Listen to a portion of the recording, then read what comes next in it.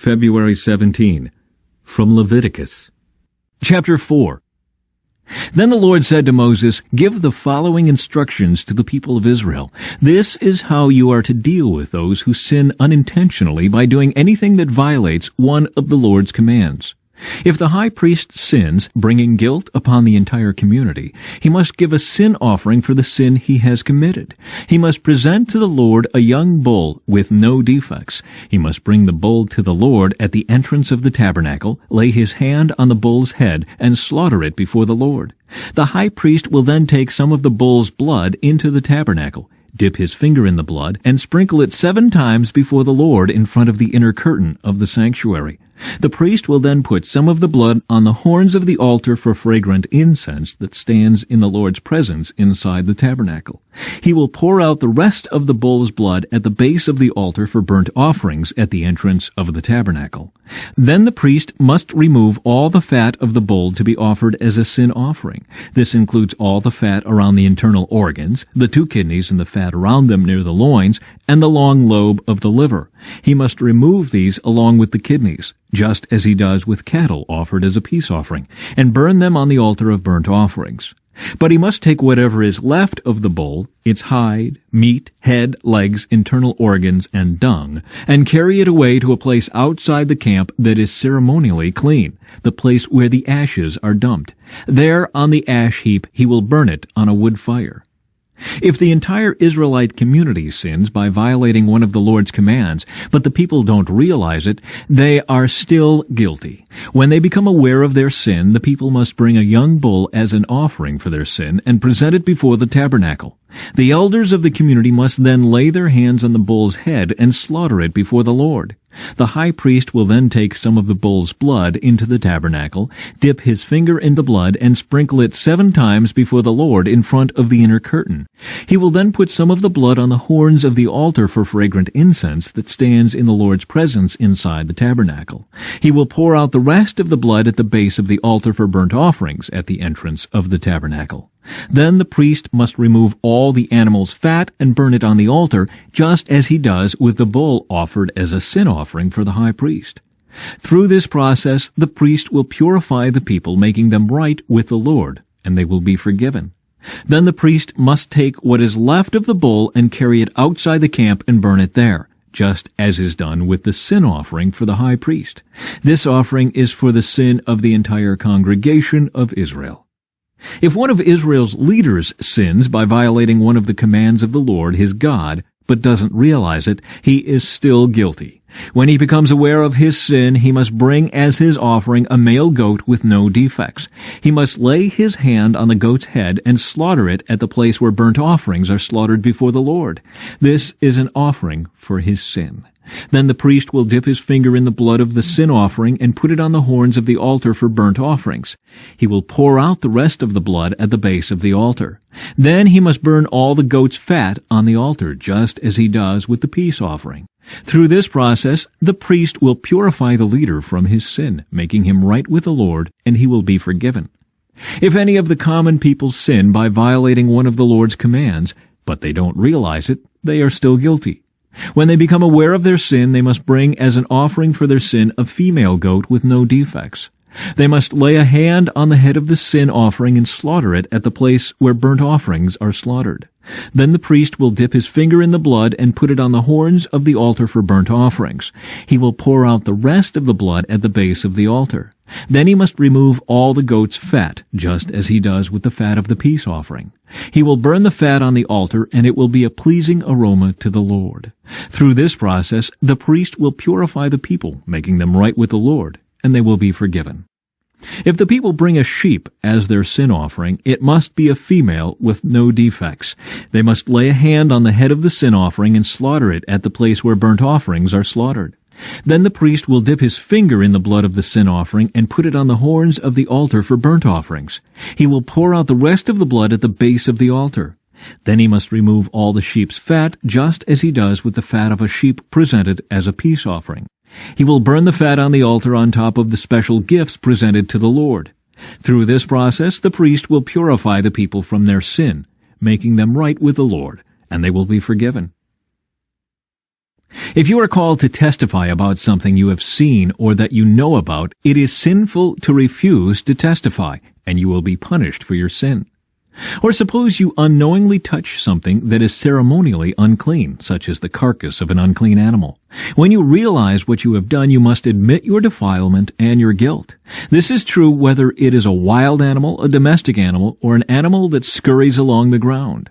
Or suppose you unknowingly touch something that makes a person unclean. When you realize what you have done, you must admit your guilt. Or suppose you make a foolish vow of any kind, whether its purpose is for good or for bad. When you realize its foolishness, you must admit your guilt. When you become aware of your guilt in any of these ways, you must confess your sin. Then you must bring to the Lord as the penalty for your sin a female from the flock, either a sheep or a goat. This is a sin offering with which the priest will purify you from your sin, making you right with the Lord. But if you cannot afford to bring a sheep, you may bring to the Lord 2 turtle doves or 2 young pigeons as the penalty for your sin. One of the birds will be for a sin offering and the other for a burnt offering.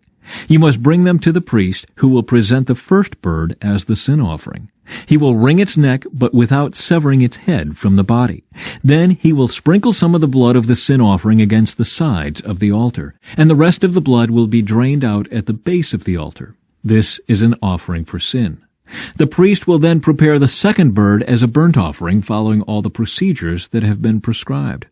Through this process, the priest will purify you from your sin, making you right with the Lord, and you will be forgiven. If you cannot afford to bring 2 turtle doves or 2 young pigeons, you may bring 2 quarts of choice flour for your sin offering. Since it is an offering for sin, you must not moisten it with olive oil or put any frankincense on it. Take the flour to the priest, who will scoop out a handful as a representative portion. He will burn it on the altar on top of the special gifts presented to the Lord. It is an offering for sin. Through this process, the priest will purify those who are guilty of any of these sins, making them right with the Lord, and they will be forgiven. The rest of the flour will belong to the priest, just as with the grain offering. Procedures for the guilt offering. Then the Lord said to Moses, "If one of you commits a sin by unintentionally defiling the Lord's sacred property, you must bring a guilt offering to the Lord.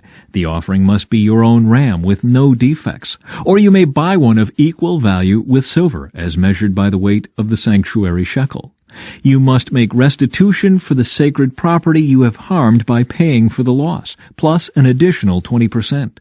When you give the payment to the priest, he will purify you with the ram sacrificed as a guilt offering, making you right with the Lord, and you will be forgiven. Suppose you sin by violating one of the Lord's commands. Even if you are unaware of what you have done, you are guilty and will be punished for your sin. For a guilt offering, you must bring to the priest your own ram with no defects, or you may buy one of equal value. Through this process, the priest will purify you from your unintentional sin, making you right with the Lord, and you will be forgiven. This is a guilt offering, for you have been guilty of an offense against the Lord." From Mark. Then Jesus went out to the lake shore again and taught the crowds that were coming to him. As he walked along, he saw Levi, son of Alphaeus, sitting at his tax collector's booth.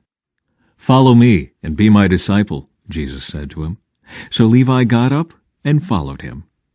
Later, Levi invited Jesus and his disciples to his home as dinner guests, along with many tax collectors and other disreputable sinners. There were many people of this kind among Jesus' followers. But when the teachers of religious law, who were Pharisees, saw him eating with tax collectors and other sinners, they asked his disciples, "Why does he eat with such scum?" When Jesus heard this, he told them, "Healthy people don't need a doctor. Sick people do. I have come to call not those who think they are righteous, but those who know they are sinners." A discussion about fasting. Once when John's disciples and the Pharisees were fasting, some people came to Jesus and asked, "Why don't your disciples fast like John's disciples and the Pharisees do?" Jesus replied, "Do wedding guests fast while celebrating with the groom? Of course not. They can't fast while the groom is with them. But someday the groom will be taken away from them, and then they will fast. Besides, who would patch old clothing with new cloth? For the new patch would shrink and rip away from the old cloth, leaving an even bigger tear than before. And no one puts new wine into old wineskins, for the wine would burst the wineskins, and the wine and the skins would both be lost. New wine calls for new wineskins. A discussion about the Sabbath. One Sabbath day, as Jesus was walking through some grain fields, his disciples began breaking off heads of grain to eat. But the Pharisees said to Jesus, "Look, why are they breaking the law by harvesting grain on the Sabbath?" Jesus said to them, "Haven't you ever read in the Scriptures what David did when he and his companions were hungry? He went into the house of God during the days when Abiathar was high priest and broke the law by eating the sacred loaves of bread that only the priests are allowed to eat.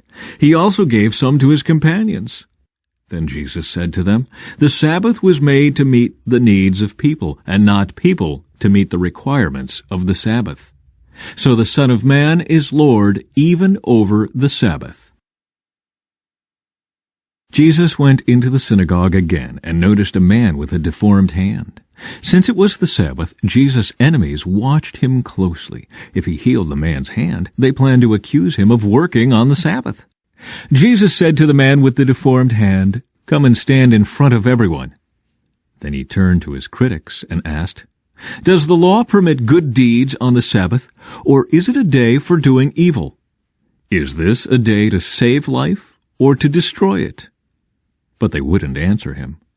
He looked around at them angrily and was deeply saddened by their hard hearts. Then he said to the man, "Hold out your hand." So the man held out his hand, and it was restored.